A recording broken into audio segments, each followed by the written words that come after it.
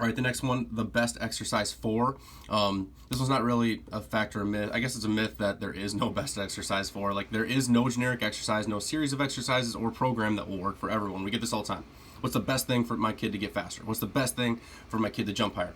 Now, a lot of times, like, little quick disclaimer is strength. Like, strength will fill every single bucket. If you're stronger, you'll jump higher, you'll run faster, you'll be more durable, less prone to injury, all of the above. But there's still no like best strength exercises or no just one thing. You can't just use the workouts that such and such college team uses, or because you saw such and such professional athlete doing it. Like, we get this all the time. Is, oh, our team's got a great plan. We're doing the exact same program as such and such college football team is doing. Like, well, guess what, bud? Like, your athletes are middle school JFL kids. They probably don't need to do the same workout as a collegiate football team. There's different athletes. They have different team culture, different needs, different goals, different training experiences. We use totally different program for this year's volleyball team than we did for last year's volleyball team. We use totally different speed exercises for this year's compared to last year's, and we tweaked it based on each and every single girl. The stuff you see on YouTube from people, 95% of the time, that's only 5% of what they're actually doing.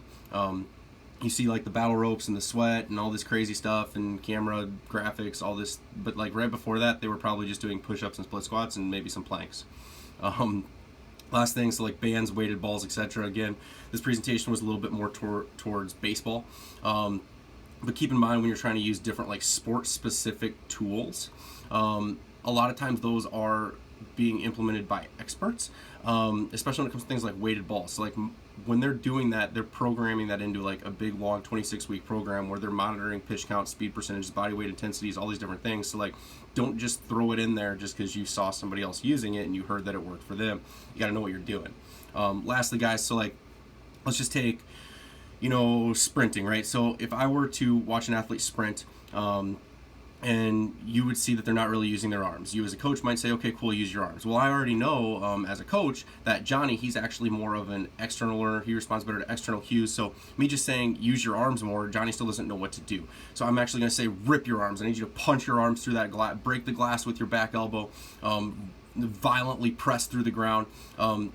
Those are different cues that I'm using for Johnny, but I would not use those for Benny over on the other side, because Benny, he would respond very, very well to move your arms faster. I say all of that to say that a good coach can not only switch up the exercises, he can switch up how he actually cues the exercises based on each and every athlete. Therefore, once again, there is no best exercise or best, not necessarily even a best way to do an exercise. Sometimes even that needs to be tweaked based on the athlete, their needs, their goals, their personality profile, and more.